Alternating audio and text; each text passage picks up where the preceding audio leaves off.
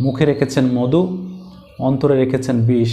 আপনি প্রকাশ্যে সবার সাথে ভালো সাজেন, কিন্তু গোপনে আপনি খারাপ কাজ করেন। আপনি ভাবছেন এটা কেউ দেখছে না।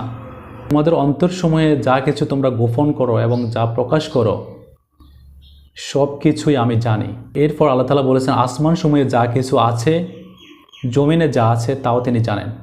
আসমান সময়ে মানে প্রথম আসমান থেকে আরশে আজিম সপ্তম আসমান পর্যন্ত যত কিছু আছে তাও তিনি জানেন।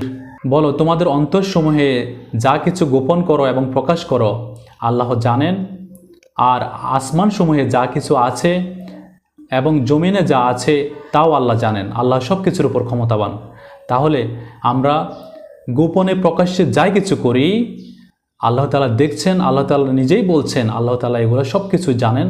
আমরা প্রকাশ্যে ভালো কাজ করি, গোপনে খারাপ কাজ করি, এটা মনে করার কোনো অবকাশ নেই যে আল্লাহ তাআলা দেখছেন না। আল্লাহ তাআলা আমাদেরকে সঠিকভাবে বুঝার তৌফিক দান করুন। আমিন। আসসালামু আলাইকুম ওয়া রাহমাতুল্লাহি ওয়া বারাকাতুহু।